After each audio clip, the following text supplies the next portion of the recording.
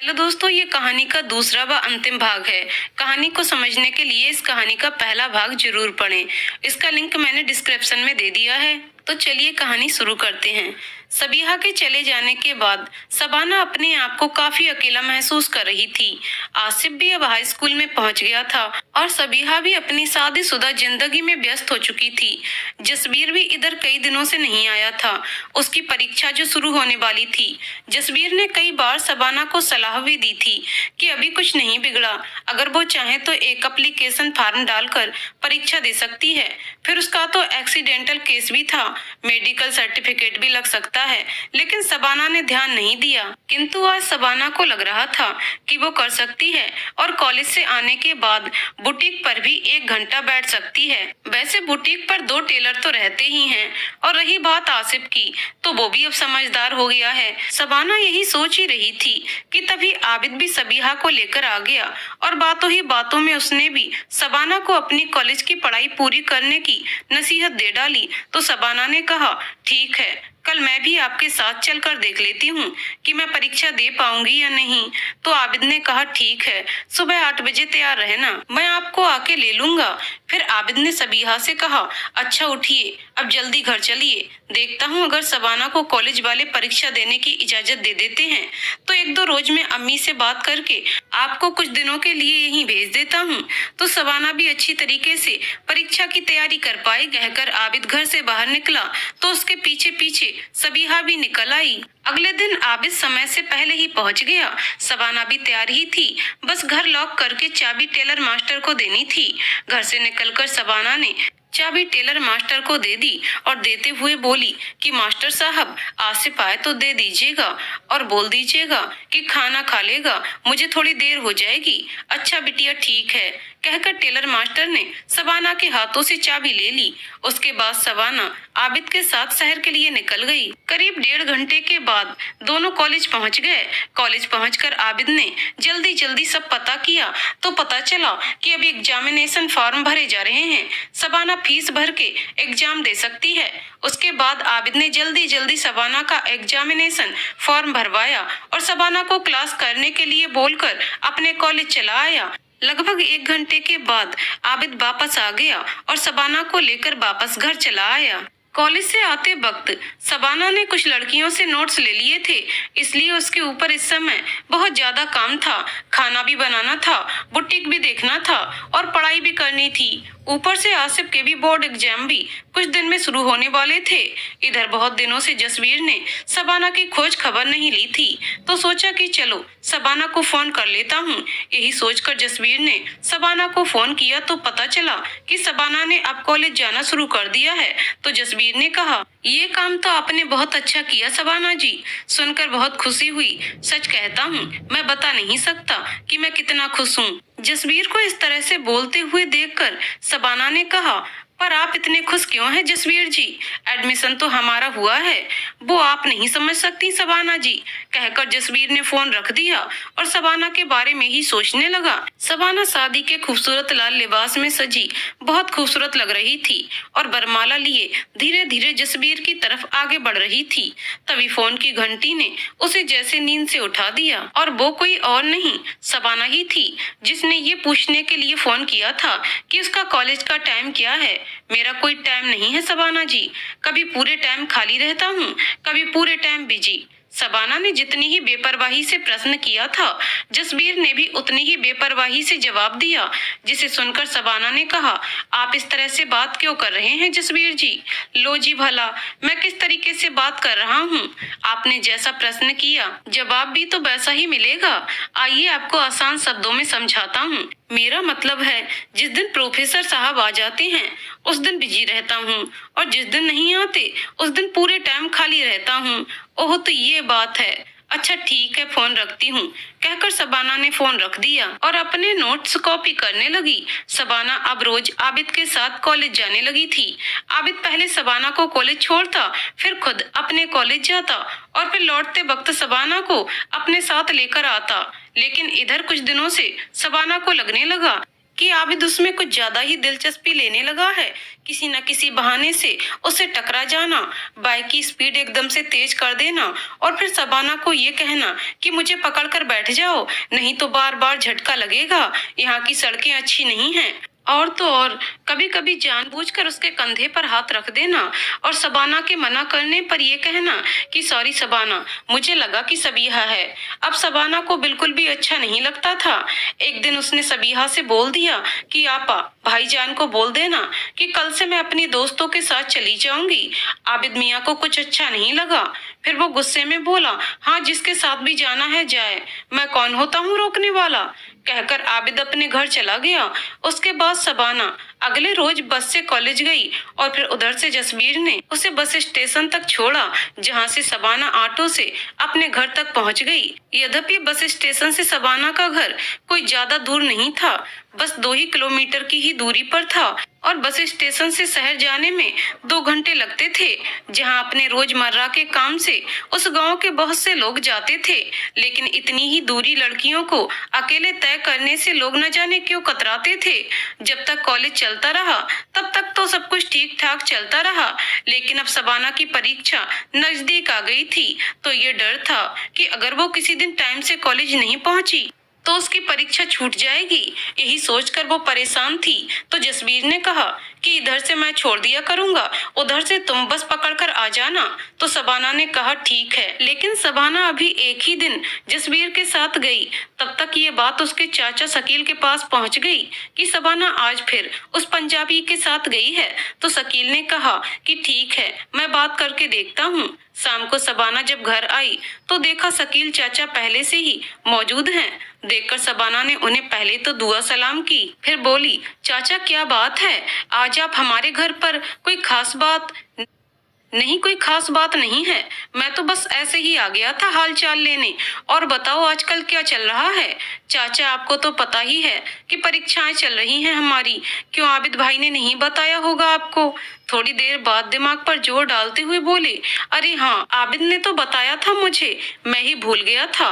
फिर तुम तो जानती ही हो कि 50 काम है अपने जिम में और ऊपर से बुढ़ापा अलग, तो क्या जरूरत थी आपको यहाँ तक आने की? मुझे बुला लेते, बहुत दिन भी हो गए थे, तो सोचा तुम दोनों से चलकर मिल लूं। माशाअल्लाह, आसिफ भी बड़ा दिखाई देने लगा है, खुदा उसे उम्र दराज करे। फिर वो थोड़ी देर बाद रुककर बोले, शबाना, आबिद बता रहा था कि आजकल तुम उसके साथ नहीं जा रही हो, बस से कॉलेज जाती हो, और मैंने कुछ लोगों को ये भी कहते सुना है कि तुम किसी पंजाबी के साथ उसकी बाइक पर बैठकर कॉलेज जाती हो। क्या अब यही मर्यादा रह गई है हमारे खानदान की कि हमारे घर की लड़कियां किसी गैर मर्द के साथ बाहर जाएं? शकील चाचा की बात सुनकर शबाना बोली, चाचा, आपके खानदान की लड़कियां किसी गैर मर्द के साथ बाहर नहीं जा सकती, लेकिन अपने आप को बचाने के लिए तो कुछ कर सकती हैं। यही सोचकर मैंने जसबीर के साथ जाने का फैसला किया है। शबाना की बात सुनकर शकील चाचा बोले, क्या मतलब है तुम्हारा? दिमाग तो नहीं खराब हो गया है? मतलब आप अच्छी तरह से समझते हैं चचा, इससे पहले कि मेरी बहन का घर उजड़े, मैं खुद अपने आप को दूर रखना चाहती हूँ ऐसी परिस्थितियों से। तो दूर रहने के लिए ये तरीका निकाला तुमने? आबिद पर विश्वास नहीं था तो किसी और के साथ चली जाती। हमारे खानदान में लड़कों की कमी है क्या? पर जसबीर तो दूसरी बिरादरी का है। दूसरी बिरादरी का है तो क्या हुआ? कम से कम महिलाओं की इज्जत करना तो जानता है। जब अक्ल पर ही पत्थर पड़ा हो तो कौन समझाए? फिर इमरान भी तो नहीं समझा पाया तुम्हें, तो मैं क्या समझाऊंगा? ये कहकर शकील चाचा लंबे लंबे डग भरते हुए अपने घर चले गए। जसबीर और शबाना दोनों की परीक्षाएं खत्म हो चुकी थीं। जसबीर के दिल में शबाना ने तो अपनी जगह बनाई ही थी, लेकिन आज शबाना के दिल में भी जसबीर के लिए एक खास जगह बना ली थी। शबाना मन ही मन जसबीर को पसंद करने लगी थी, लेकिन ये बात जसबीर को नहीं पता थी। वो तो बस यही सोचकर अपने मन की बात मन में दबाए हुए था कि पता नहीं शबाना जी क्या सोचेंगी। पर आज जब जसबीर ने शबाना से कहा कि चलो आज परीक्षा खत्म हो चुकी है, कुछ बाहर खाते हैं, तो शबाना मना ना कर सकी और जसबीर से बोली, इतने दिन हो गए मुझे यहाँ आते, पर आज तक मैंने ये शहर नहीं देखा है। ऐसा करते हैं, पहले कुछ खा लेते हैं, फिर ये शहर देखते हैं। जसबीर ने भी कहा, ठीक है, पहले कुछ खाते हैं फिर घूमते हैं। सच बताऊं तो मैंने भी आज तक नहीं देखा ये शहर। आओ दिलशाद भाई के रेस्टोरेंट पर चलते हैं और बढ़िया मसालेदार खाना खाते हैं। दिलशाद भाई का रेस्टोरेंट मैंने भी अपने कॉलेज के दोस्तों से कई बार नाम सुना है उसका, और ये भी सुना है कि वहाँ पंजाबी खाना बहुत अच्छा मिलता है। हाँ, पंजाबी ही क्यों, सभी तरह का खाना मिलता है यहाँ, वो भी बहुत ही किफायती दाम में। जो चाहो वो खा सकते हो, वो भी एक ही दाम में। तब तो बहुत अच्छा है, लेकिन मैं आज पंजाबी खाना ही खाऊंगी। देखिए शबाना जी, मेरी तरफ से कोई रोक टोक नहीं है कि आप मेरे साथ चलेंगी तो पंजाबी खाना ही खाएंगी। आप अपनी इच्छा अनुसार कुछ भी खा सकती हैं। जब जसबीर ने कहा तो शबाना ने कहा, नहीं, मैं आपके साथ चलने की वजह से पंजाबी खाना खाने की बात नहीं कर रही हूँ, बल्कि आज से पहले मैंने कभी पंजाबी खाना नहीं खाया, इसलिए कह रही हूँ। तो ऐसा बोलिए ना, मैंने थोड़ी ही मना किया है। कहकर जसबीर ने 2 थाली पंजाबी खाना ऑर्डर कर दिया। लगभग थोड़ी ही देर में खाना आ गया, जिसे देखते ही शबाना के मुंह से निकला, वह क्या खुशबू है। शबाना जी, पहले चख कर तो देखिए, खुशबू बाद में देखिएगा। जब खुशबू अच्छी है तो खाने में भी तो अच्छा होगा। शबाना ने जब कहा तो शबाना की बात सुनकर जसबीर ने कहा, जरूरी नहीं है कि खुशबू अच्छी है तो खाने में भी अच्छा होगा। जिस तरह से हर चमकती चीज सोना नहीं होती, उसी तरह से हर चीज की पहचान हमें उसका ऊपरी आवरण देखकर नहीं करना चाहिए, बल्कि खरीदने से पहले हमें पूरी तरह से उसकी छानबीन कर लेनी चाहिए, फिर लेना चाहिए। यही बात इंसानों के संदर्भ में भी लागू होती है। कहकर चुप हो गया।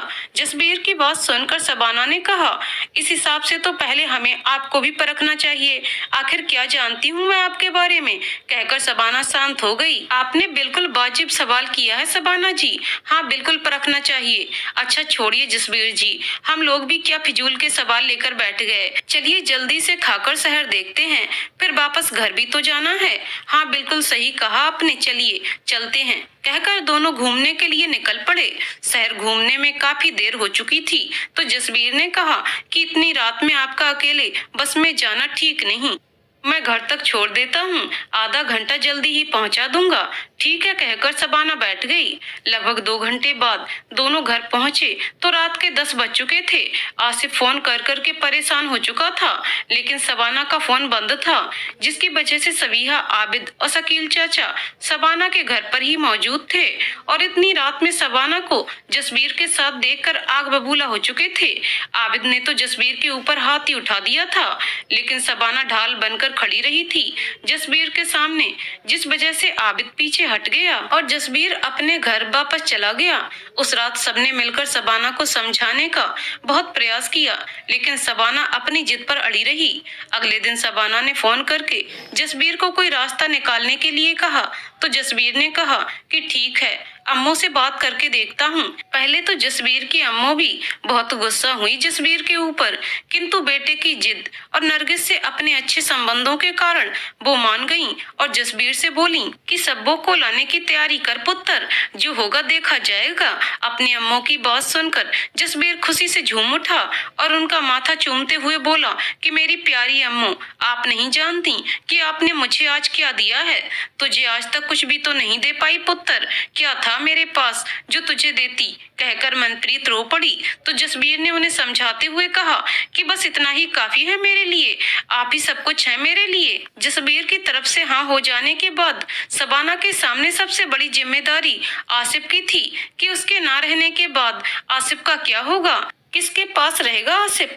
बस 2-3 साल की बात और है, उसके बाद आसिफ खुद समझदार हो जाएगा, लेकिन इतने दिन आसिफ को किसके भरोसे छोड़ा जाए, यही सब सोचकर शबाना परेशान थी। तभी जसबीर का फोन आ गया आगे की प्लानिंग के लिए, तो शबाना ने कहा कि मुझे कुछ भी समझ में नहीं आ रहा है कि मैं क्या करूं। तो जसबीर ने कहा कि देखो शबाना, तुम्हें ज्यादा परेशान या घबराने की कोई जरूरत नहीं है, हम कोई गुनाह नहीं कर रहे हैं, तुम भी बालिग हो और मैं भी, हम कोर्ट मैरिज कर लेंगे। जसबीर की बात सुनकर शबाना ने कहा, वो सब तो ठीक है जसबीर जी, पर आप नहीं जानते इन लोगों को, ये लोग कुछ भी कर सकते हैं। और मुझे सबसे ज्यादा आसिफ को लेकर डर है। डर से बाहर निकलिए शबाना जी, कल मैं कोई ना कोई इंतजाम कर लूंगा, कहकर जसबीर ने फोन रख दिया। जसबीर से बात करने के बाद भी शबाना अपने डर से बाहर नहीं निकल पाई थी। सोने चली तो नींद आंखों से गायब थी। तभी उसे ख्याल आया कि पहले कुछ दिन अपने साथ रखेंगे, फिर बाद में कोई ना कोई इंतजाम कर लेंगे। शबाना जब सोकर उठी तो देखा कि कई मिस्ड कॉल पड़ी हुई थी फोन में, जिन्हें देखकर शबाना ने फोन एक तरफ रख दिया और जल्दी से फ्रेश होने वॉशरूम की तरफ चली गई। जैसे ही फ्रेश होकर बाहर आई तो देखा जसबीर की ही कॉल थी। शबाना ने जल्दी से फोन उठाया और जैसे ही हेलो कहा, उधर से जसबीर की आवाज बहुत घबराई हुई थी और वो शबाना से कह रहा था कि तुम जितनी जल्दी हो सके आसिफ को लेकर यहाँ चली आओ, बाकी बातें हम लोग बाद में करेंगे। पर क्यों जसबीर जी, आखिर ऐसी कायराना हरकत क्यों? वो सब मैं तुम्हें बाद में बताता हूँ, पहले तुम यहाँ आओ। और हाँ, अपना सारा जरूरी सामान रख के मुझे फोन करो, तब तक मैं किसी टैक्सी का इंतजाम करता हूँ, कहकर जसबीर ने फोन रख दिया। शबाना जल्दी जल्दी अपना सामान समेट रही थी और बीच बीच में आसिफ को भी अपना जरूरी सामान रखने की हिदायत दे रही थी, किंतु आसिफ बार बार यही पूछ रहा था कि हम लोग कहाँ जा रहे हैं आपा। आसिफ के बार बार पूछने पर शबाना ने झल्ला कर कह दिया कि ज्यादा मेरा सर मत खा, जितना कह रही हूँ बस उतना कर जी आपा, कहकर आसिफ बहुत बुझे हुए मन से अपना सामान रख रहा था। शबाना ने भी अपना सारा जरूरी सामान रख लिया था। फिर वो जसबीर को फोन करके बोली, जितना रख पाई थी रख लिया, अब जल्दी से ऑटो रिक्शा भेजो। ठीक है, कहकर जसबीर ने एक ऑटो रिक्शा शबाना के घर भेज दिया। फोन करने के बाद शबाना घर में चारों तरफ घूम घूम कर देख रही थी कि कोई जरूरी सामान रह तो नहीं गया। फिर एक नजर अपने अम्मी अब्बू की तस्वीर पर डाली तो रुआंसी हो गई और अपने आप से बोली कि रह तो बहुत कुछ जाएगा अम्मी अब्बू, आपके साथ बिताए गए एक एक पल और उन पलों की तमाम यादें। मैं उन सभी बिताए पलों को तो अपने साथ नहीं ले जा सकती, किंतु साथ आप सभी की यादें लेकर जा रही हूँ। जो भी कहा सुना होगा माफ कर देना और अपने घर का ख्याल रखना। इतना कहकर शबाना ने बहुत ही भारी मन से सामान निकाल कर बाहर रखा और कमरा बंद कर दिया। ऑटो रिक्शा भी लगभग इतनी देर में आ ही चुका था। फिर शबाना ने जल्दी जल्दी सामान रिक्शे में रखा और आसिफ को बैठने के लिए कहा। आसिफ अनमना सा आकर ऑटो रिक्शा में बैठ गया। फिर शबाना भी मेन दरवाजा लॉक करके आकर बैठ गई और ऑटो रिक्शा वाले से बोली, चलिए भैया। करीब आधे घंटे में रिक्शे वाले ने उन्हें उनके गंतव्य तक पहुंचा दिया। उसके बाद पहले से ही इंतजार कर रहा जसबीर सामान जल्दी जल्दी कमरे में ले आया और शबाना से बोला कि आज रात में ही हम लोग अंबाला के लिए निकल जाएंगे।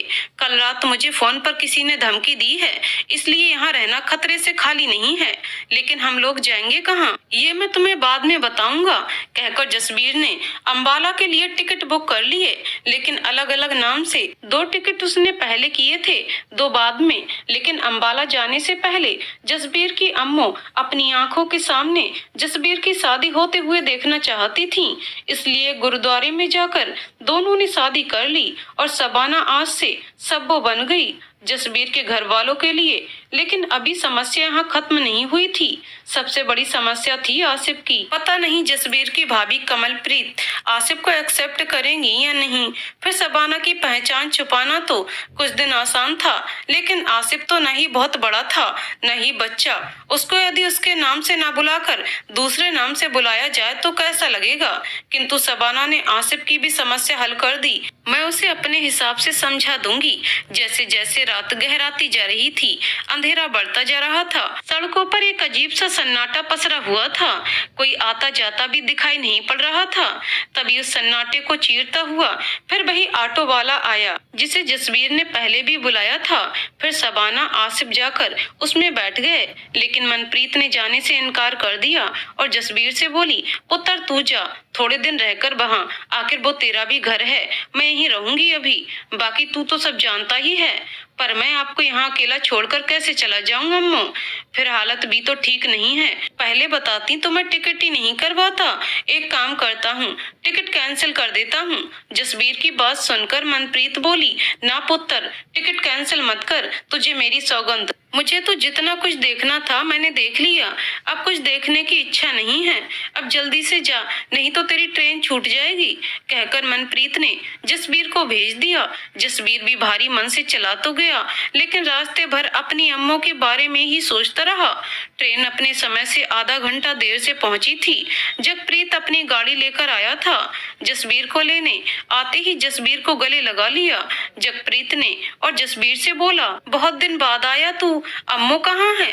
वो कहीं दिखाई नहीं दे रही, लगता है अब तक नाराज है मुझसे। जगप्रीत की बात का जसबीर ने कोई उत्तर नहीं दिया और बोला, ये है आपकी बहू सब्बो। सब्बो ने झुककर पैर छू लिए जगप्रीत के। जगप्रीत ने भी जीती रह पुत्र कहकर आशीर्वाद दिया सब्बो को। तभी आसिफ ने कहा, मैं सब्बो दी का भाई सन्नी, तू तो बड़ा प्यारा है पुत्र, आज चल अपनी गाड़ी में बैठ, कहकर जगप्रीत आगे आगे चल रहे थे और सब्बो, सन्नी, जसबीर उनके पीछे पीछे। थोड़ी ही देर में घर आ गया, जहां कमलप्रीत जगप्रीत के कई बार समझाने पर आरती की थाल लिए खड़ी थी अपनी देवरानी का स्वागत करने के लिए। कुछ दिन तो सब कुछ ठीक ठाक रहा, लेकिन धीरे धीरे कमलप्रीत का व्यवहार सब्बो के प्रति द्वेष में बदलता रहा और फिर एक बेटी को जन्म देने के बाद तो पूरी तरह से बदल गया।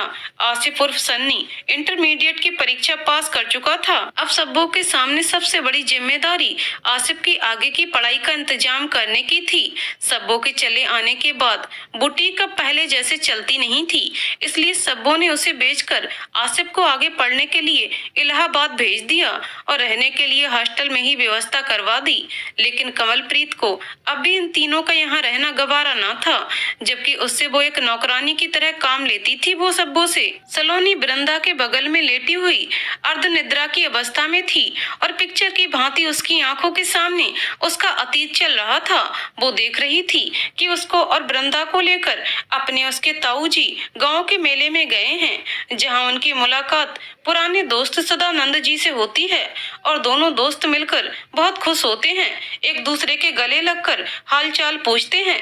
तभी बरंदा और सलोनी दोनों दौड़ते हुए आईं और दोनों एक साथ बोली, बाबूजी, ताऊजी। दोनों को एक साथ बोलते हुए देखकर जगतप्रीत ने कहा कि एक एक कर आराम से बोलो, क्या कहना चाहती हो तुम दोनों? फिर उन्होंने सलोनी से कहा, अच्छा सलोनी, पहले तुम बताओ क्या लेना है तुम्हें?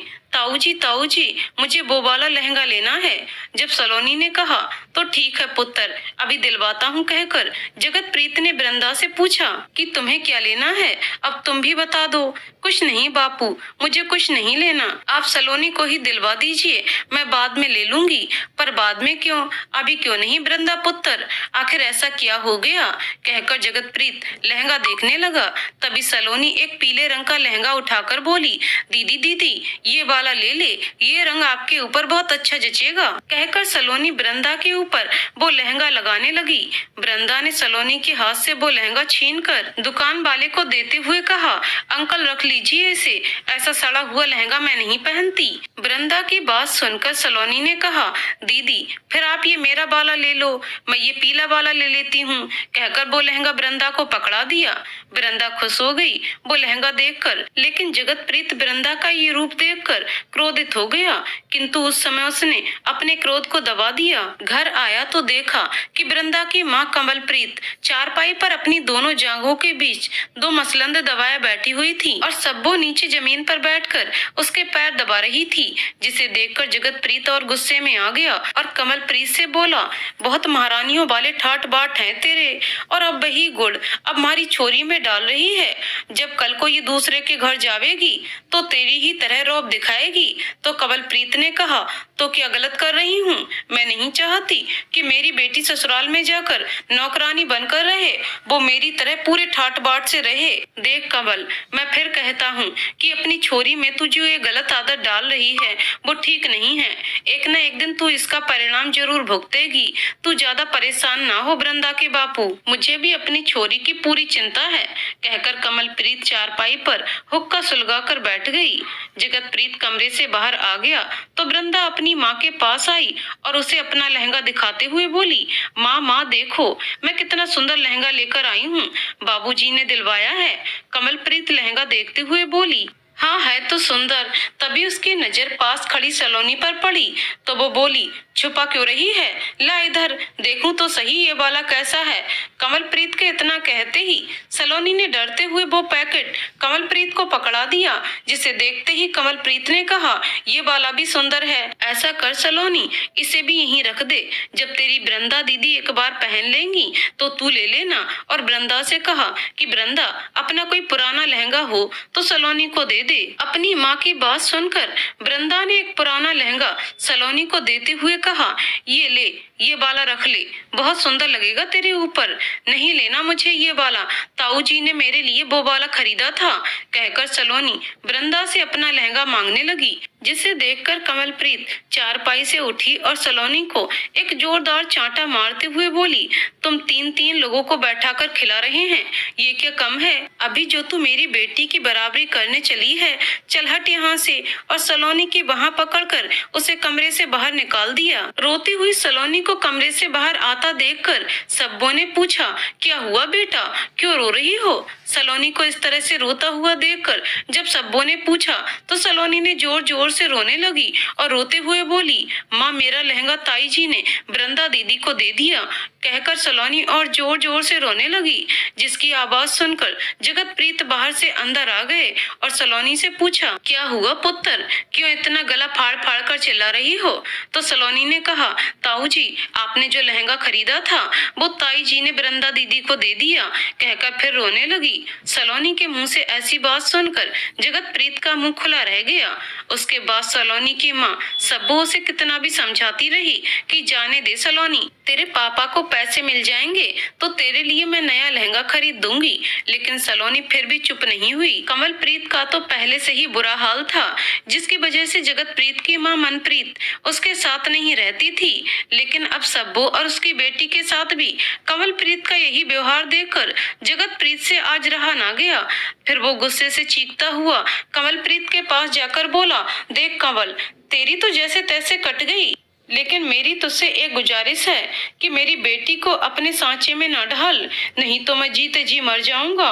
फिर वो वृंदा को अपने पास बुलाकर बोला, पुत्र, वो लहंगा कहाँ है, जाकर जरा दोनों लेकर आ। अपने बाबूजी की बात सुनकर वृंदा खुशी से चहकती हुई गई और दोनों लहंगा लाकर अपने बाबूजी को देती हुई बोली कि लीजिए बाबूजी। जगतप्रीत दोनों लहंगा अपने हाथ में लेकर बोला, पुत्र, इसमें से एक अपनी बहन को ले जाकर दे आ और मुझसे वादा कर कि आज के बाद अपनी बहन का पूरा ख्याल रखेगी। अपने बाबूजी की बात सुनकर वृंदा बोली, जी बाबूजी। फिर वो दोनों लहंगा लेकर सलोनी के पास गई, लेकिन सलोनी तो सो गई थी और सब्बों ने दरवाजा अंदर से बंद कर रखा था।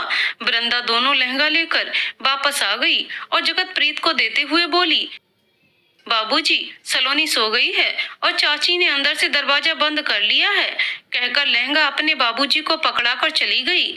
जगतप्रीत लहंगा उठाकर कमलप्रीत को देते हुए बोला, ले तू एक पहन ले और एक बेटी को पहना देना। कहकर बिना खाना खाए ही बाहर आकर सो गया। कमलप्रीत ने भी गुस्से में आकर माचिस लिया और एक चिंगारी जलाकर लहंगा आंगन में रख दिया, जिसका धुआं बाहर तक फैल गया, जिसे देखकर जगतप्रीत किसी अनहोनी की आशंका से अंदर आ गया और धुआं निकलता देखकर कमलप्रीत से बोला कि इससे पहले कि हाथ उठ जाए मेरा, मैं कहता हूँ कि निकल जाए यहाँ से। जगतप्रीत की बात सुनकर कमलप्रीत बोली, मैं निकल जाऊँ क्यों, ताकि तू उस कलमुही के साथ गुलछर्रे उड़ा सके। कमलप्रीत की बात सुनकर जगतप्रीत बोला, राम राम राम, तुझे शर्म आनी चाहिए कि तू कितना गंदा सोचती है। अरे मेरी भाई की बीबी है वो और मैं उसको अपनी बेटी मानता हूँ, लेकिन तूने आज ये शब्द कह के मुझे कहीं का नहीं छोड़ा। अब तो यही जी करता है कि मैं कुएं में कूदकर अपनी जान दे दूं। मेरा भाई आएगा तो मैं कौन सा मुंह लेकर जाऊंगा उसके पास। कहकर जगतप्रीत कुएं में कूद पड़ा दौड़कर। लेकिन वृंदा के चिल्लाने की आवाज सुनकर कई लोग आ गए दौड़कर और जगतप्रीत की जान बच गई। कमरे में बैठी सब्बो सारी बातें सुन रही थी। फिर उसने अचानक से एक फैसला कर लिया कि नहीं रहना मुझे यहाँ, मैं कल ही जसबीर से बात करके यहाँ से चली जाऊंगी। तभी अचानक से उसके दिमाग में ख्याल आया कि जाऊंगी कहाँ। तभी जैसे उसके अंतर मन से आवाज आई कि अपने अम्मी अब्बू के घर क्यों नहीं चली जाती। आखिर इतने दिन हो गए इस बात को गुजरे, इतना कौन याद रखता है। यहाँ तो चिता की राख भी ठंडी नहीं होती। तब तक उत्सव मनाए जाने लगते हैं, शादी ब्याह मुंडन जनेऊ सब होने लगते हैं। फिर तेरे ब्याह को भी तो 15 साल हो गए, कौन पूछेगा तुझसे। सब वो यही सोच रही थी कि उसके कानों में उसकी जेठानी कवलप्रीत की आवाज सुनाई पड़ी, जो ये कहते हुए चिल्ला रही थी कि जब से ये यहाँ आई है मेरे घर में तो दिन रात आग ही लगी रहती है, और इस आदमी का दिमाग तो जैसे 7वें आसमान पर चढ़ा रहता है। हे भगवान, न जाने क्या जादू कर दिया है इनके ऊपर कि आज कुएं में कूद पड़े। कह कह कर अपनी छाती पीट पीट कर चिल्लाए जा रही थी। वृंदा अपनी माँ का ये नाटक देखकर थोड़ी देर तक तो उसको चुप कराती रही, लेकिन जब वो नहीं चुप हुई तो वृंदा अपने छोटे भाई परमजीत को जगतप्रीत के कमरे में बैठाकर बाहर निकल आई और जगतप्रीत का कमरा बाहर से बंद कर दिया कि कहीं बाबूजी कमलप्रीत की आवाज सुनकर फिर गुस्से में आकर कुछ ना कर बैठे। सबों के मन में जो तूफान उठा था वो शांत होने का नाम नहीं ले रहा था। वो जसबीर के फोन का इंतजार कर रही थी कि कब जसबीर का फोन आए या जसबीर चला आए और वो ये घर छोड़कर यहाँ से कहीं दूर चली जाए। सबों की बातें सुन सुनकर जसबीर परेशान हो उठा था। फिर उसने तय कर लिया कि जब सबो ही खुश नहीं है तो मैं यहाँ रहकर क्या करूँगा। फिर उसी रात ट्रेन पकड़ लिया उसने और अगले ही दिन शाम को पहुँच गया अपने घर। जगतप्रीत चौंक गया जसबीर को अचानक देखकर और जसबीर से बोला, ना कोई फोन ना खबर, अचानक आ गया, क्या काम में दिल नहीं लगा तेरा। नहीं पाजी, ऐसी कोई बात नहीं है, बस सलोनी की याद आ गई तो मिलने चला आया इससे। आप बताइए कैसी तबीयत है आपकी। मैं तो बिल्कुल भला चंगा बैठा हूँ तेरे सामने, तुझे दिखाई नहीं देता क्या। फिर उसने वृंदा से कहा, पुत्र चाय नाश्ता कराओ कुछ अपने चाचू को। जी बाबूजी, कहकर वृंदा चली गई और चाय नमकीन लेकर आई तो जसबीर ने पूछा, बेटा सलोनी कहाँ है, कहीं दिखाई नहीं दे रही। वृंदा ने जसबीर की बात सुनकर कहा, चाचू आज तो कमरे से न चाची बाहर आई हैं और न ही सलोनी बाहर निकली है। वृंदा की बात सुनकर जसबीर एकदम से परेशान हो उठा और चाय छोड़कर जल्दी से अपने कमरे की तरफ भागा। भागने की वजह से उसकी सांसें तेज तेज चल रही थीं और कमरे से कोई आवाज नहीं आने की वजह से मन में तरह तरह की आशंकाओं के बादल गहराते जा रहे थे। इससे पहले कि वो बादल बनकर आंसुओं के रूप में बरसते, जसबीर ने कमरे का दरवाजा तोड़ दिया। देखा तो माँ बेटी दोनों बेसुध होकर पड़ी हुई थीं। जसबीर ने पहले 1-2 बार सबो को आवाज लगाई, फिर जब सबो कुछ नहीं बोली तो सलोनी को हिला डुलाकर देखने लगा। देखा तो सलोनी की सांसें चल रही थीं और सबो का कुछ पता नहीं चल रहा था। जसबीर पागलों की तरह से चीखता हुआ माँ बेटी दोनों को लेकर अस्पताल पहुंचा, जहां सलोनी की जान तो बच गई लेकिन सब्बो को नहीं बचाया जा सका। जसबीर दहाड़े मार मार कर सब्बो के शरीर पर अपना सिर पटक पटक कर रो रहा था, लेकिन सब्बो तो वहां पहुंच चुकी थी जहां से जाने के बाद इंसान चाह कर भी वापस नहीं आ सकता। सब्बो के जाने के बाद जसबीर अपने आप को बहुत ही असहाय और अकेला महसूस कर रहा था। उससे भी ज्यादा अपने आप को सब्बो की मौत का गुनहगार मान रहा था और उधर सलोनी जिंदगी और मौत के बीच में अलग ही झूल रही थी, जिसको बचाने के लिए जसबीर ने अपना खून भी आवश्यकता से ज्यादा दे दिया, डॉक्टर को ये कहते हुए कि डॉक्टर साहब ये मेरी पत्नी की आखिरी निशानी है, इसको कुछ नहीं होना चाहिए, भले ही आप मेरे शरीर से खून का एक एक कतरा ले लीजिए। देखिए आप परेशान मत होइए, ईश्वर पर भरोसा रखिए और अपनी बेटी के लिए प्रार्थना कीजिए। हम अपनी तरफ से पूरी कोशिश करेंगे, हमारा काम लोगों को जीवन देना है, लेना नहीं। कहकर डॉक्टर जसबीर को थोड़ी देर तक आराम करने और जूस पीने का निर्देश देकर चला गया। ये डॉक्टरों का प्रयास था, ये जसबीर की दुआओं का असर कि जसबीर के खून देने के 2 घंटे के बाद सलोनी को होश आ गया, लेकिन अभी वो पूरी तरह से होश में नहीं थी। होश में आते ही सलोनी का पहला सवाल यही था कि माँ पापा आ गए क्या।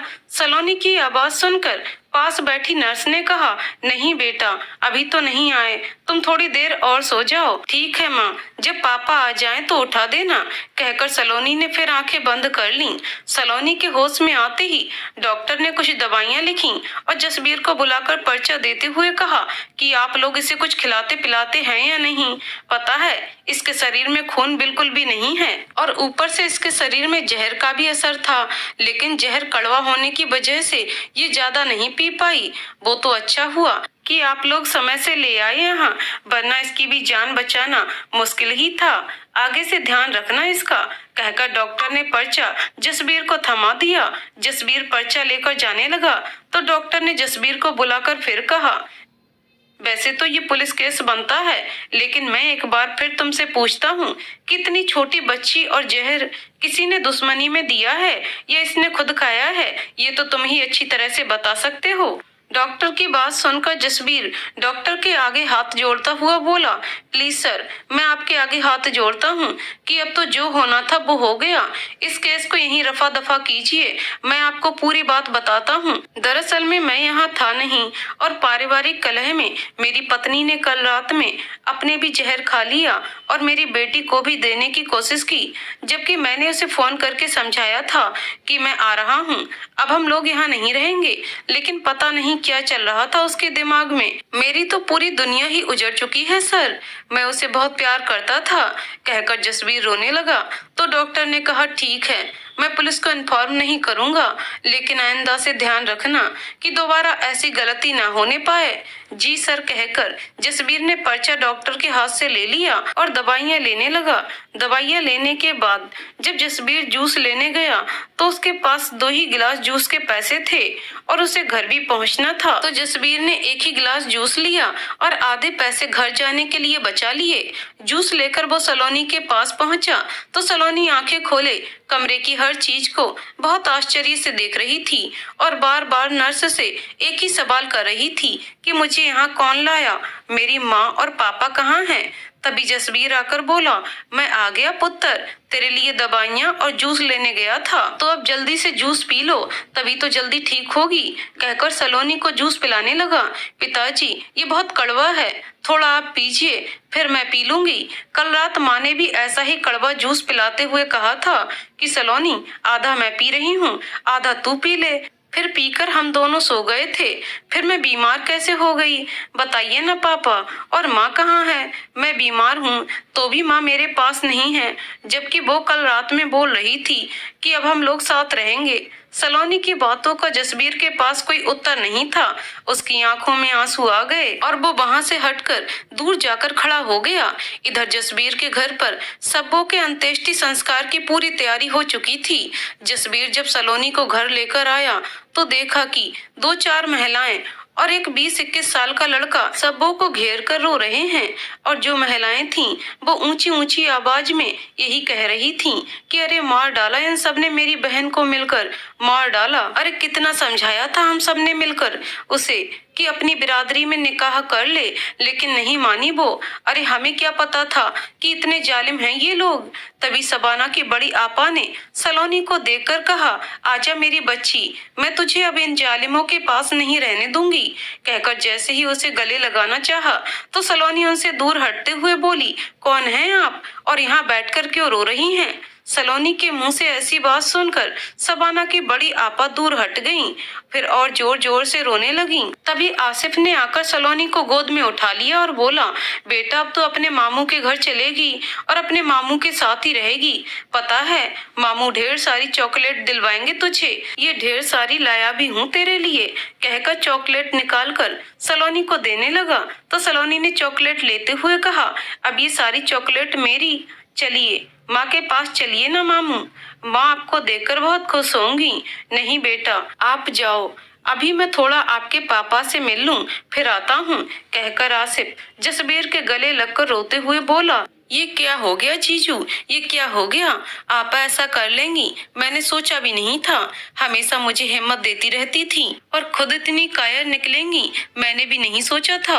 अभी तो 2 दिन पहले ही मेरी बात हुई थी तो बोल रही थी कि बस तेरी जल्दी से नौकरी लग जाए, फिर हम सब मिलकर साथ रहेंगे। फिर क्यों चली गई अम्मी अब्बू के पास कि अब मुझसे और नहीं होगा? आखिर क्यों चली गई आपा मुझे अकेला छोड़कर? आप ही तो मेरी हिम्मत थी आपा, आप ही तो मेरी हिम्मत थी, कहकर शबाना के चेहरे को छू छू कर देख रहा था। शबाना का चेहरा पूरी तरह से काला पड़ गया था, जिसे देखते ही शबाना की बड़ी आपा ने आसिफ से कहा कि मत दिखाओ मुझे, मुझसे और नहीं देखा जा रहा है। तभी सलोनी ने आकर कहा, ये क्या कर रहे हैं आप लोग मेरी माँ के साथ? और मामू आप क्यों रो रहे हैं? पापा आप क्यों रो रहे हैं? सलोनी को इस तरह से पूछता हुआ देखकर जसबीर ने कहा, पुत्र आज अपनी माँ को अंतिम बार देख ले, आज के बाद ये फिर कभी दिखाई नहीं देगी, कहकर शबाना का चेहरा खोलकर सलोनी को दिखा दिया। अपनी माँ का चेहरा देखकर सलोनी चीख पड़ी और रोते रोते बोली, माँ आप नाराज होकर जा रही हो ना मुझसे? मत जाओ, मैं आज के बाद कभी आपसे कुछ नहीं मांगूंगी, लहंगा भी नहीं। फिर वो अपनी ताई जी के पास जाकर बोली, डांटिए ना ताई जी, आप मेरी माँ को जैसे आप रोज डांटती थी और माँ अकेले में बैठकर रोती थी, कहकर सलोनी जोर जोर से रोने लगी। सलोनी का रोना देखकर सबकी आंखें गीली हो चुकी थीं, लेकिन कमलप्रीत तो न जाने किस मिट्टी की बनी हुई थी कि उसकी आंखें उस बच्ची का रोना देखकर भी नहीं पसीजी। जबकि उसकी जगह कोई दूसरी औरत होती तो प्यार से गले लगा लेती उस बच्ची को, जिसे देखकर कम से कम उसे इतना तो संतोष होता कि माँ नहीं है तो क्या हुआ, माँ जैसा प्यार देने वाली कोई दूसरी माँ तो है। लेकिन कमलप्रीत का हृदय तो उस प्यार से सदा ही रिक्त रहा सवाल शबाना की बहनों का, तो सलोनी ने तो कभी उनका नाम ही नहीं सुना था। फिर आज अचानक उनको देखकर सलोनी के मन में कोई भाव जागते तो आखिर कैसे? भाव ऐसे नहीं उमड़ते, वो भी स्थान देखते हैं, इंसानियत का भाव देखते हैं और एक दूसरे के प्रति वो तादाद में देखते हैं, तभी उमड़ते हैं। अचानक किसी के प्रति नहीं उमड़ते। और इन चीजों को देखकर भी यदि किसी के अंदर भाव नहीं उमड़ते तो उन प्राणियों को हम निष्ठुर की श्रेणी में रखेंगे और भाव शून्य कहेंगे। इधर जसबीर भी शबाना की बहनों को आज यहाँ अचानक देखकर कुछ समझ नहीं पा रहा था और मन ही मन सोच रहा था कि इन्हें तो मैंने बताया नहीं, फिर ये आज अचानक यहाँ कैसे? तो क्या मरने के बाद इंसान के सारे गुनाह माफ हो जाते हैं? और जो इंसान जीते जी उस इंसान का चेहरा भी देखना पसंद नहीं करता, जिसने अपने जीवन में थोड़ी भी नादानी की हो, तो क्या वो मरने के बाद एकदम से अच्छा लगने लगता है? उसके सारे अवगुण गुण में बदल जाते हैं। हे ईश्वर, ये कैसी तबीयत बख्शी है तूने अपने बंदों को? हे मेरे बाहे गुरु, आप तो जानते ही हैं, आपसे क्या छुपाना कि मैं सबों को कितना चाहता था। सलोनी को खून देने के बाद जसबीर ने कुछ खाया नहीं था, बस वही थोड़ा सा जूस पिया था। सलोनी को पिलाने के लिए घर आया तो घर पर लोगों का हुजूम उमड़ा था और सबों का चेहरा देखकर फिर उसकी बहनों के ताने सुनकर जसबीर की तबीयत अचानक से खराब हो गई और जैसे ही सबों का सब जाने लगा वो वहीं गिरकर बेहोश हो गया। पहले तो लोगों ने उसके ऊपर पानी के छींटे मारकर जगाने का प्रयास किया, लेकिन जब वो नहीं उठा तो कुछ लोग जल्दी जल्दी सबों के सबको छोड़कर जसबीर को लेकर अस्पताल चले गए। आईसीयू न होने की वजह से जसबीर को डॉक्टर ने कुछ प्राथमिक उपचार देने के बाद अंबाला शहर भेज दिया, लेकिन रास्ते में ही उसने दम तोड़ दिया। आधे रास्ते से ही लोग जसबीर को लेकर वापस आ गए। फिर दोनों सबों को एक साथ रखकर जब फूल मालाओं से सजाकर ले जाया जाने लगा तो सलोनी दोनों सबों का रास्ता रोककर खड़ी हो गई और बोली, आप कहाँ ले जा रहे हैं? आप लोग मेरे माँ पापा को? अंकल मुझे भी ले चलिए ना, मैं अकेली यहाँ क्या करूँगी? तभी कुछ लोगों ने सलोनी को पकड़कर अलग कर दिया। उसके बाद वो आसिफ की गोद में बैठकर बहुत देर तक सुबकती रही। तभी अचानक से उसकी आंख खुल गई। वृंदा भी जाग गई थी। देखा तो सलोनी अब भी सुबक सुबक कर रो रही थी। सलोनी को इस तरह से रोता हुआ देखकर वृंदा भी रो पड़ी और बोली, मत याद कर मेरी बहन उस बुरे अतीत को, बुरा अतीत हमेशा ही दुखदाई होता है। अब तू अच्छा सोच, अपने बारे में सोच और अपनी आने वाली जिंदगी के बारे में सोच। कैसे भूल जाऊंगी उस बुरे अतीत को? इतना भी बुरा अतीत होता है क्या?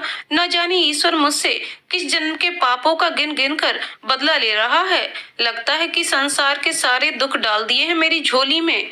अब तो उस पर भी मुझे विश्वास नहीं रहा। ऐसा मत कह मेरी बहन, क्या पता ईश्वर ने कुछ अच्छा सोचा होगा तेरे बारे में। फिर ये दुख सुख तो लगे रहते हैं इस जीवन में। फिर थोड़ी देर के बाद रुककर वृंदा बोली, पर सलोनी, मैं तुझे एक बात बताना चाहती हूँ। उस वक्त तू छोटी थी, पता नहीं तुझे याद है या नहीं। तेरी मौसियां ये भी कह रही थीं कि बिल्कुल अम्मी अब्बू जैसी मौत हुई है सबाना और जसबीर की। कहीं अम्मी अब्बू की हाय तो नहीं लग गई? तेरी अगर किसी से बात होती है तो बस इतना कन्फर्म कर लेना कि तेरे नाना नानी की मौत कैसे हुई थी। वृंदा की बात सुनकर सलोनी बोली कि माँ कुछ बताया करती थी कि उनकी शादी बहुत जल्दीबाजी में हुई थी। कोई घर वाले मौजूद नहीं थे उनकी शादी में। परिस्थितियां ही उस वक्त कुछ ऐसी बन गई थीं। सलोनी की बात सुनकर फिर वृंदा ने कहा, अरे हाँ, देखना तेरी शादी में भी फिर कुछ ऐसी ही परिस्थितियां बन गई थीं कि तुझे जल्दबाजी में शादी करनी पड़ी। वृंदा की बात सुनकर सलोनी सोच में पड़ गई कि आखिर बार बार उसके साथ ही परिस्थितियां क्यों विपरीत होती जा रही हैं। कहीं किसी के जादू टोना तो नहीं कर दिया है। फिर उसके दिमाग ने कहा, नहीं ऐसा कुछ नहीं होता। आज के मॉडर्न जमाने की होकर तू भला ऐसा कैसे सोच सकती है। सलोनी ये सोच ही रही थी कि तब तक वृंदा ने आकर सूचना दी कि आ गए तुझे ले जाने तेरे घर वाले। अब आज से मैं अकेली हो जाऊंगी। अकेले कहाँ दी, अभी तो यहाँ ताऊ जी हैं, ताई जी हैं और परम भी तो है। हाँ सब तो हैं, पर तू तो माँ को जानती है कितने दकियानूसी ख्यालात हैं उनके। पर तेरे पास माँ तो है, बाबूजी तो हैं, भाई भी है, पर मेरे पास कहने के लिए तो ऐसा कोई रिश्ता बचा ही नहीं था। अगर ताऊ जी और तूने भी मुझे छोड़ दिया होता तो आज मैं न जाने कहाँ होती। लेकिन एक बात सीखी है मैंने अपनी माँ की गलतियों से कि बहुत ज्यादा अच्छा भी ना बनो, वरना दुनिया आपकी अच्छाई का फायदा उठाने में देर नहीं लगाती। सलोनी की बात सुनकर वृंदा बोली, अच्छा अब तू ज्यादा ना सोच इन सब चीजों के बारे में। चल मैं तुझे अच्छे से तैयार कर दूं, कल से तो तुझे खुद ही तैयार होना है। कहकर वृंदा ने कई साड़ियां देखने के बाद एक रेड कलर की साड़ी निकाली और सलोनी से बोली, अब तू आराम से बैठ जा, मैं तेरे बाल बनाती हूँ पहले, उसके बाद मेकअप करूंगी। कहकर वृंदा सलोनी के बाल बनाने लगी और बन लगाकर उसने एक सुंदर सा जूड़ा बना दिया सलोनी के बालों का। उसके बाद सलोनी का मेकअप कर दिया। साड़ी पहनकर और बालों में गजरा लगाकर सलोनी जब सबके सामने आई तो सलोनी का ये रूप देखकर सब दंग रह गए। सब्बू और जसबीर के इस दुनिया से चले जाने के बाद सलोनी का बचपन बहुत अभाव में बीता था। जो काम पहले सब्बू करती थी वो अब धीरे धीरे सलोनी पर कमल प्रीत लादने लगी थी, जबकि वो अभी मात्र 10 साल की थी। महज 10 साल की उम्र में एक बच्ची पर इतना अत्याचार होता हुआ देखकर जगत प्रीत तड़प उठता था कभी कभी, लेकिन कमल प्रीत के आगे बस नहीं चलता था उसका। इसलिए वो वृंदा से कहता था कि अपनी बहन की कुछ मदद कर दे। वृंदा भी अपनी माँ के आगे तो सलोनी पर खूब रौब झाड़ती थी, लेकिन अपनी माँ के जाते ही सलोनी के काम जल्दी जल्दी कर दिया करती थी। कमल प्रीत तो सलोनी को पढ़ाने के पक्ष में नहीं थी, किंतु वृंदा ने किसी तरह से अपनी माँ को समझा बुझाकर सलोनी को पढ़ाने के लिए ये कहते हुए तैयार किया कि देखो माँ, सलोनी को पढ़ाने में कोई खर्चा भी ज्यादा नहीं है। मेरी पुरानी किताबें और यूनिफॉर्म पहनकर वो पढ़ने चली जाया करेगी, कुछ कॉपियां खरीदनी पड़ेंगी बस, और ऊपर से समाज में आपकी इज्जत बढ़ जाएगी सो अलग। जिसे सुनकर कमलप्रीत किसी तरह से सलोनी को पढ़ाने के लिए तैयार तो हो गई, लेकिन इसके साथ ही साथ उसे ये भी चिंता थी कि सलोनी के जाने के बाद घर का सारा काम कौन करेगा। खैर किसी तरह अभाव में ही सही सलोनी ने हाई स्कूल की परीक्षा पास तो कर ली थी। अब इंटरमीडिएट में चली गई थी, जहां उसकी मुलाकात गुरप्रीत नाम के लड़के से हुई थी। फिर दोनों के बीच का प्यार हो गया, ये वो भी नहीं जान पाए। कहा जाता है कि प्यार जब होता है तो घर वालों को बाद में और मोहल्ले वालों को पहले पता चल जाता है। यही बात यहाँ पर भी हुई। गुरप्रीत और सलोनी के प्यार की भनक कमलप्रीत को पहले लग गई और वो दोनों के प्यार की दुश्मन बन बैठी, जिसकी वजह से तंग आकर दोनों ने शादी कर ली। हालांकि सलोनी और गुरप्रीत ने शादी तो कर ली, लेकिन समाज में उनका विवाह अब भी मान्य नहीं था, जिसकी वजह से जगतप्रीत ने दोनों के रिश्ते को मान्यता देने के लिए आज घर पर एक छोटा सा फंक्शन रखा था कि सलोनी का विवाह समाज में किसी तरह से मान्य हो जाए। जगतप्रीत ने गुरप्रीत के यहाँ से करीब 100 लोगों को बुलाया था और इतने ही लोग जगतप्रीत के यहाँ से थे जिनके लिए जगतप्रीत कुछ खास इंतजाम कर रखे थे। सब लोग आकर जगतप्रीत के कार्य की सराहना कर करके चले जा रहे थे। सराहना के ये 2 मीठे बोल सुनकर जगतप्रीत के मन का बोझ आज थोड़ा कम हुआ था, जिसको लादे वो बरसों से घूम रहा था। गुरप्रीत भी दूल्हे के लिबास में काफी जच रहा था। वृंदा भी आज अच्छे से तैयार हुई थी। थोड़ी ही देर में सारी रस्में पूरी कर लेने के बाद जगतप्रीत ने गुरप्रीत के पिताजी से कहा, भाई साहब, मेरे भाई की आखिरी निशानी आपको सौंप रहा हूँ, बहुत प्यार से रखना इसे। कोई गलती हो जाए तो एक बेटी समझकर क्षमा कर देना इसे। ऐसे ही बेचारी ने अपने इतने से जीवन में बहुत कष्ट सहे हैं। जगतप्रीत की बात सुनकर गुरप्रीत के पिताजी ने कहा, भाई साहब, बेफिक्र रहिए, आप हमारी तरफ से सलोनी को हम लोग बिल्कुल अपनी बेटी बनाकर रखेंगे। वैसे भी भगवान का दिया हुआ सब कुछ था हमारे पास, एक बेटी की कमी थी, ईश्वर ने आज वो पूरी कर दी।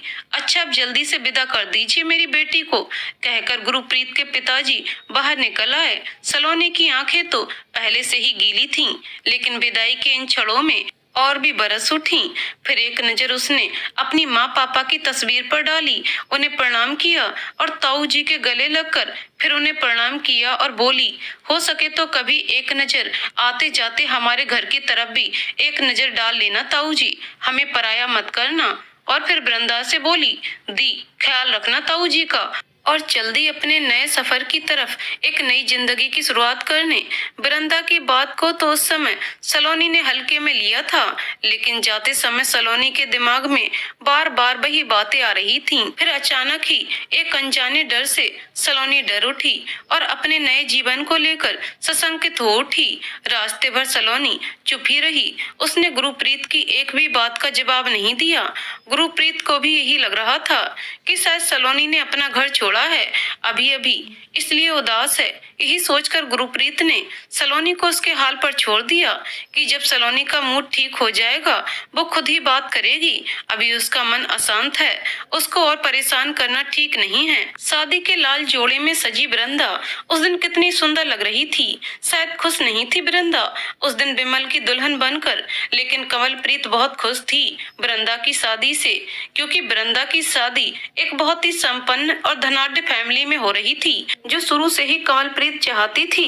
विमल था भी बहुत सुंदर, जो भी इस जोड़े को देख रहा था वो तारीफ किए बगैर नहीं रह पा रहा था।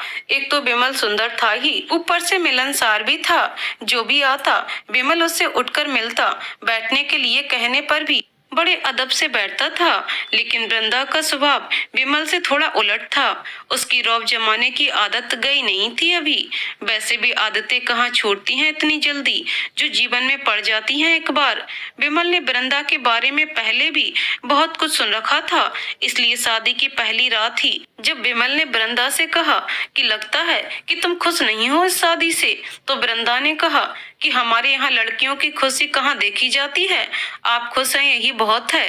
क्या मैं तुम्हें पसंद नहीं हूँ या कोई और बात है? मेरी पसंद नापसंद से क्या करना, माँ को आप बहुत पसंद थे, इसलिए माँ ने कहा कि वो जब मेरी शादी करेंगी आपसे ही करेंगी, तो बस हो गई। फिर मेरी माँ के आगे तो ब्रह्मा देवता की भी नहीं चलती, फिर मैं कैसे इनकार कर देती।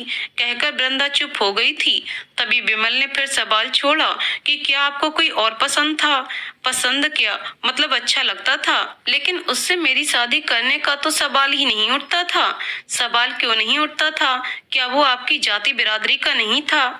जब विमल ने सवाल किया तो वृंदा बोली, नहीं, दरअसल में बात ऐसी थी कि वो मेरी चाची का भाई था और मेरी माँ उसे बिल्कुल भी पसंद नहीं करती थी। जब वृंदा ने इतना कहा तो विमल बोला, तो भागकर कर लेती शादी उससे, मेरी जिंदगी बर्बाद करने की क्या जरूरत थी? फिर वैसे भी आपके खानदान में तो भागकर शादी करने का रिवाज भी तो है। सुना है कि आपके चाचा ने भी भागकर शादी की थी, और ये भी सुना है कि आपकी चाची का भाई भी तो यहीं रहता था। फिर आप दोनों के बीच में नाजायज ताल्लुकात भी तो होंगे। विमल की बात सुनकर वृंदा बोली, माफ कीजिएगा, ताल्लुकात आपके बनते होंगे शादी से पहले, हमारे यहाँ ऐसा कोई रिवाज नहीं। कहकर वृंदा अपना मुंह फेर कर लेट गई। विमल भी वृंदा से थोड़ी दूरी बनाकर वहीं लेट गया। शादी को लेकर उसके मन में जो उत्साह था वो एक ही पल में काफूर हो गया। अगले दिन जब वृंदा सोकर उठी तो वृंदा की सास ने उसे जल्दी से तैयार होकर नीचे आने के लिए कहा। शादी के बाद की कुछ रस्में करवानी थी उन्हें। बेमन से वृंदा रस्में करती जा रही थी कि तभी वृंदा की सास ने टोका कि लगता है तेरी माँ ने तुझे कुछ सिखाया नहीं। तो वृंदा ने पलटकर जवाब देते हुए कहा कि हमारे यहाँ लड़कियां काम नहीं करती। तो वृंदा की हाजिर जवाब सास ने कहा कि बहुएं तो करती हैं, और तू इस बात को आज से अच्छी तरह से गांठ बांध लेना कि तू इस घर की बहू है, बेटी नहीं। तो वृंदा को बहुत बुरा लगा और वो सोचने लगी कि उसकी माँ ने तो ना जाने कौन कौन से सपने दिखाए थे उसे कि तू वहाँ राजरानी की तरह राज करेगी। क्या यही है राजरानी का सुख? कहकर वृंदा मन ही मन अपनी माँ को कोस रही थी, ये कहते हुए कि इससे अच्छा तो मैं वहीं ठीक थी, कम से कम सास और पति के ताने सुनने को तो नहीं मिलते थे। यहाँ जिसे देखो मुझे आकर कुछ न कुछ सुना ही जाता है, जैसे कि मैं इस घर की बहू नहीं नौकरानी हूँ। विमल के साथ वृंदा आ तो गई थी शादी करके, लेकिन दोनों की आदतों में जमीन आसमान का अंतर था। बात बात पर एक दूसरे को नीचा दिखाना तो जैसे आम बात हो गई थी इन लोगों के लिए। फिर वृंदा की थोड़ी सी नासमझी ने विमल के शक को और हवा दे दी कि वृंदा आसिफ से मोहब्बत करती थी और दोनों के बीच नाजायज संबंध थे, जबकि वृंदा का दामन पूरी तरह से पाक था। वो आसिफ को पसंद जरूर करती थी, लेकिन वो पूरी तरह से पवित्र थी। आसिफ भी अपनी मर्यादा जानता था और उसका यही कहना था कि जब तक हमारे घर वाले हमें इजाजत नहीं देंगे हम लोग शादी नहीं करेंगे।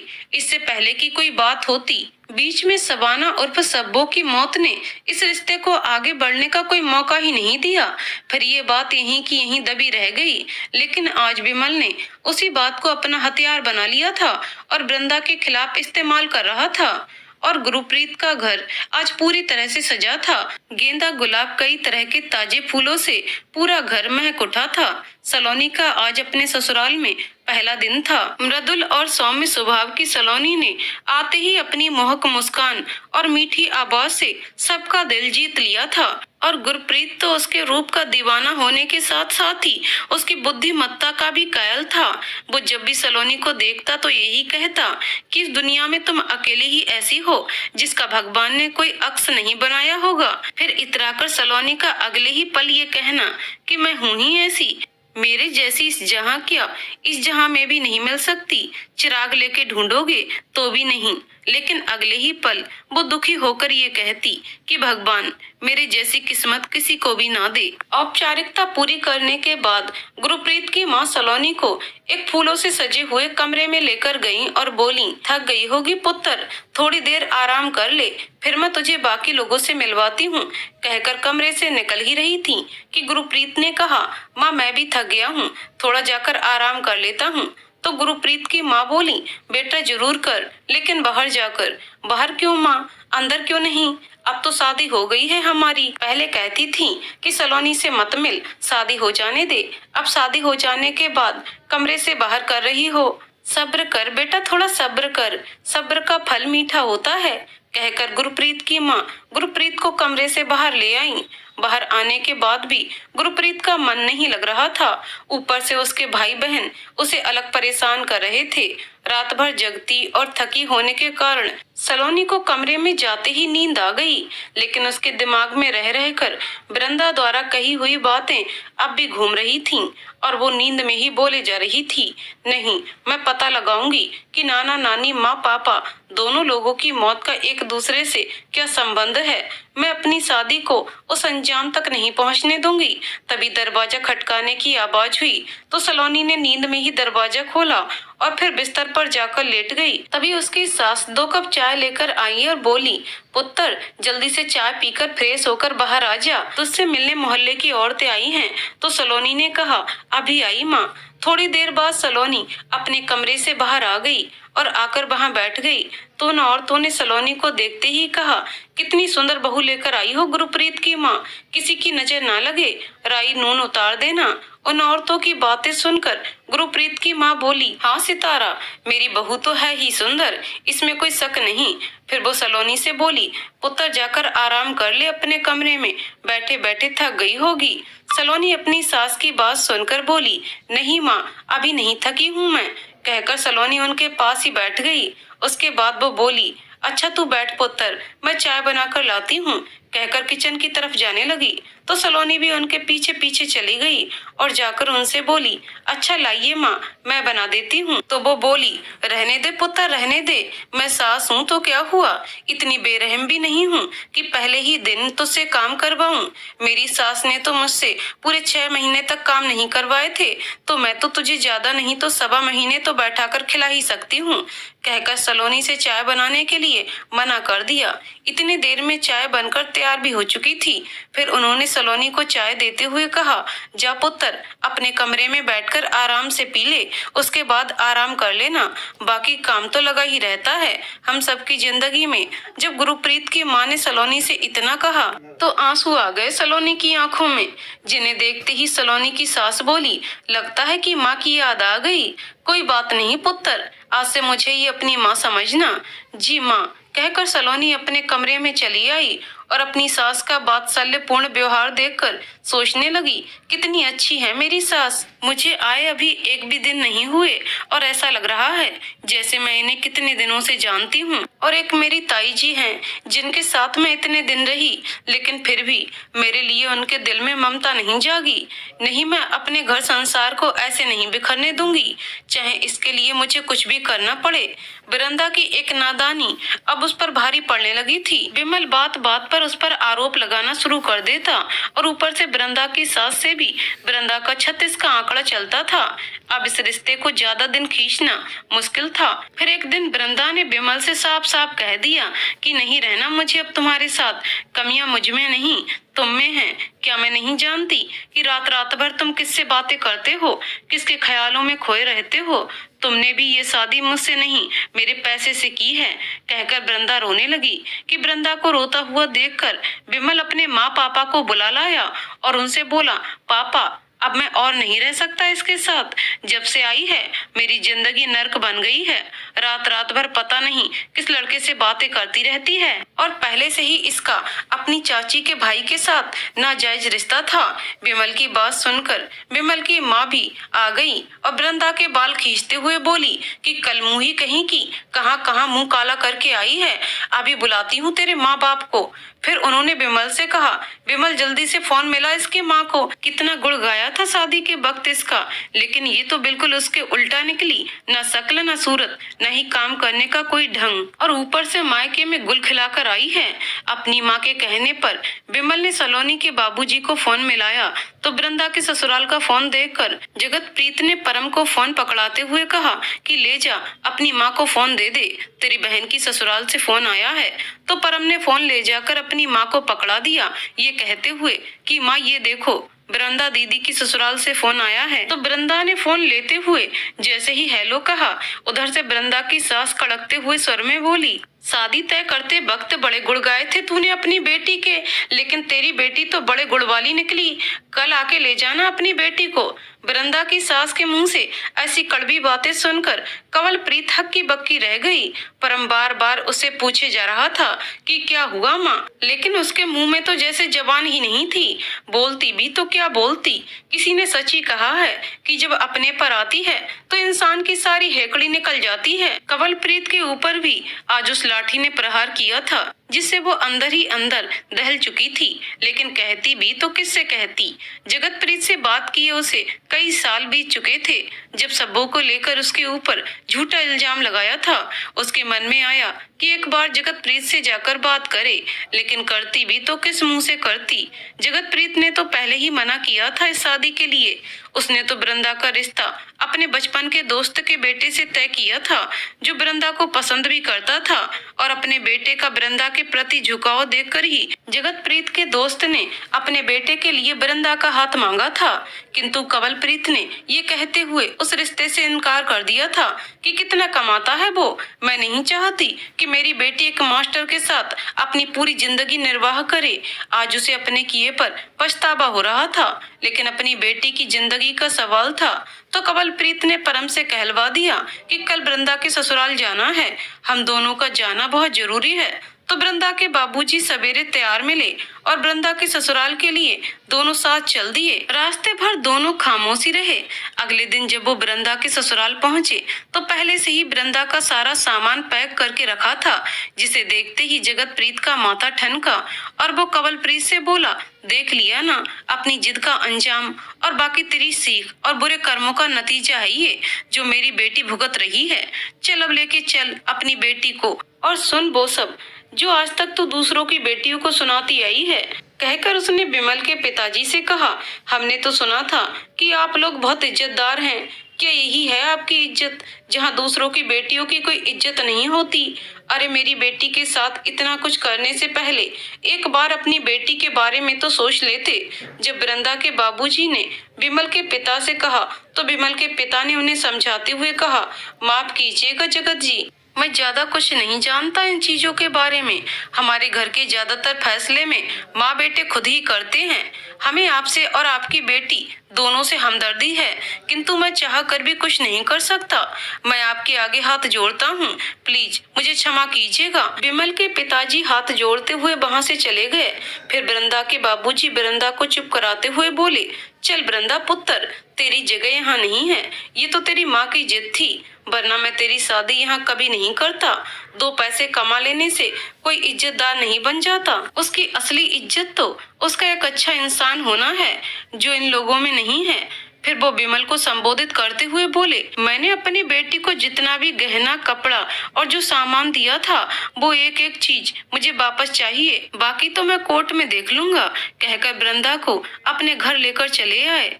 इधर जैसे जैसे रात बीतती जा रही थी, गुरप्रीत के दिल की धड़कनें भी बढ़ती जा रही थीं। सलोनी का इंतजार कर करके गुरप्रीत अब पूरी तरह से थक चुका था और सलोनी खाना खाने के बाद अपनी सास के कमरे में ही सो गई थी।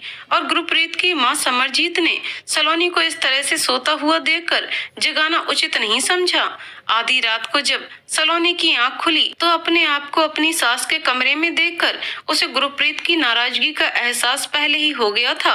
कितनी प्लानिंग कर रखी थी गुरप्रीत ने अपनी सुहागरात को लेकर, लेकिन सलोनी ने उसकी सारी उम्मीदों पर पानी फेर दिया। सलोनी अभी यही सोच रही थी कि गुरप्रीत की माँ की भी आंख खुल गई और वो बोली, जा बहू अपने कमरे में, गुरप्रीत तेरा इंतजार कर रहा होगा। तू सो रही थी इसलिए मैंने तुझे जगाया नहीं, और फिर उसके बाद मेरी भी आंख लग गई। अपनी सास के कहने पर सलोनी जब गुरप्रीत के कमरे में आई तो गुरप्रीत सो चुका था।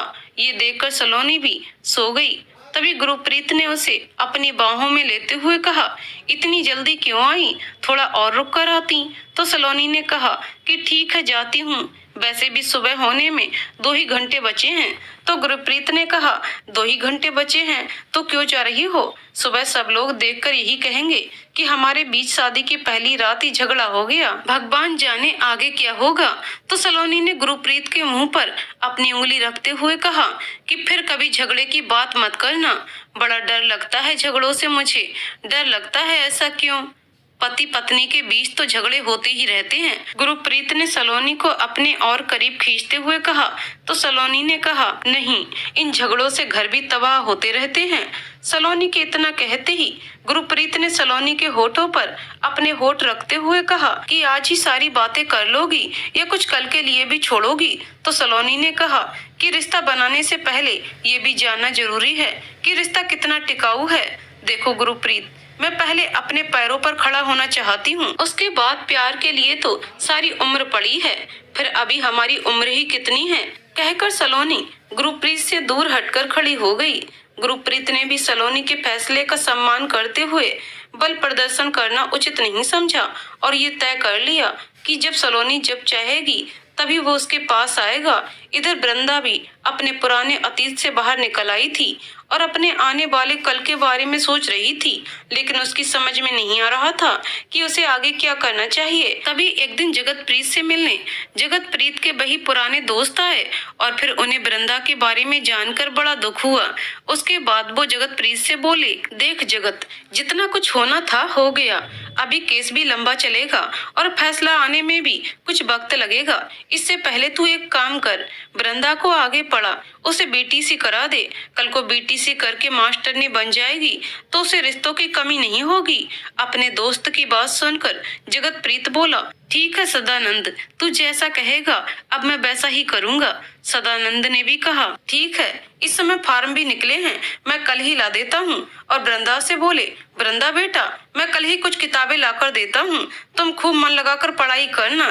सदानंद जी की बात सुनकर वृंदा ने कहा, ठीक है अंकल। उसके बाद सदानंद जी अपने घर चले गए और वृंदा ने दिन रात खूब मेहनत करके परीक्षा दी, जिसके परिणाम स्वरूप बीटीसी की परीक्षा उसने उत्तीर्ण कर ली और 2 साल बाद गांव के प्राथमिक विद्यालय में ही उसकी नियुक्ति हो गई। इस बीच उसका विमल से तलाक भी हो चुका था। विमल के परिवार वालों ने उसके विवाह में जितना पैसा खर्च हुआ था वो राशि भी लौटा दी थी, लेकिन वृंदा को सब कुछ मिल जाने के बाद भी उसके जीवन में जो रिक्तता थी उसको कोई नहीं भर सकता था। हाँ, अब इतना जरूर था कि स्कूल जाकर बच्चों के बीच उसका मन बहल जाता था। सलोनी भी ग्रेजुएशन कर रही थी। उसकी सास भी खुद पढ़ी लिखी थी और पढ़ाई के महत्व को अच्छी तरह से जानती थी, इसलिए सलोनी की पढ़ाई में वो भी उसकी मदद करती थी, जिसकी वजह से सलोनी ने ग्रेजुएशन की परीक्षा अच्छे नंबरों से उत्तीर्ण कर ली और फिर पोस्ट ग्रेजुएशन करने लगी और उसके साथ ही साथ कंपटीशन की तैयारी भी करने लगी। फिर उसकी मेहनत रंग लाई, जिसकी बदौलत पीसीएस प्री निकाल लिया और आगे की तैयारी के लिए जी जान से जुट गई। कुछ दिन बाद जब मेंस का रिजल्ट आया तो उसके परिणाम काफी आश्चर्यजनक थे और सलोनी को जैसे अपनी सफलता पर विश्वास नहीं हो रहा था।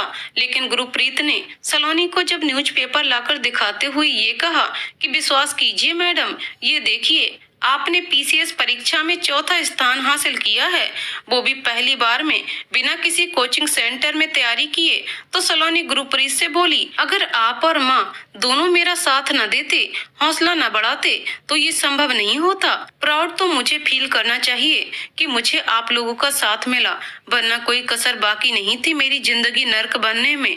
फिर वो गुरप्रीत से बोली, गुरप्रीत जी, हम लोग आज कहीं बाहर जाएंगे, किसी अच्छे रेस्तरां में खाना खाने और उसके बाद कहीं घूमने चलते हैं। बताइए कहाँ ले चलेंगे आप? मैडम आप जहाँ कहिए, वैसे भी मैं तो आपका गुलाम हूँ, मुझे गुलामी नहीं आपका प्यार चाहिए। कहकर सलोनी ने गुरप्रीत के गले में अपनी बाहें डाल दी, जिसे देखकर गुरप्रीत भी मुस्कुरा उठा और सलोनी से बोला, यहाँ मौसम बहुत गर्म है, कल हम लोग नैनीताल चलते हैं। अगले दिन दोनों नैनीताल की खूबसूरती में पूरी तरह से एक दूसरे की बाहों में बाहें डाले खोए हुए थे। तभी अचानक ही सलोनी गुरप्रीत का हाथ छोड़कर बोली, गुरप्रीत तुम मुझे धोखा तो नहीं दोगे? सलोनी की बात सुनकर गुरप्रीत बोला, इतने दिन परखने के बाद भी विश्वास नहीं हुआ? अरे अगर मुझे जाना ही होता तो मैं शादी की पहली रात ही तुम्हें छोड़कर जा चुका होता, इतने दिन तक तुम्हारा इंतजार नहीं करता। माना कि हमने इश्क करने में हमने थोड़ी नादानी की और शादी करने में जल्दबाजी, लेकिन हमारा रिश्ता अब इतना परिपक्व हो चुका है कि इस जन्म तक तो क्या, अगले जन्म में भी मैं तुम्हारा इंतजार करता मिलूंगा। तुम सच कह रहे हो गुरप्रीत? कहकर सलोनी अपने चेहरे को गुरप्रीत के पास ले जाते हुए बोली, I love you Gurpreet, I love you. Gurpreet ने भी I love you too you कहकर सलोनी के होठों पर अपने होठों को रखते हुए कहा, अब आज और कुछ नहीं कहो सलोनी, बाकी बातें हम लोग बाद में करेंगे। कहकर गुरप्रीत ने सलोनी को अपनी बाहों में भर लिया। सलोनी ने भी गुरप्रीत की बाहों से निकलने का प्रयास नहीं किया। फिर कई दिन और रातें दोनों ने एक दूसरे की बाहों में ही गुजार दिए। 5 साल बाद सलोनी बहुत बड़े लॉन में एक बच्ची के पीछे पीछे दौड़ रही है। साथ में गुरप्रीत और 1-2 कारिंदे भी दौड़ रहे हैं, लेकिन वो बच्ची किसी के भी पकड़ में नहीं आ रही है।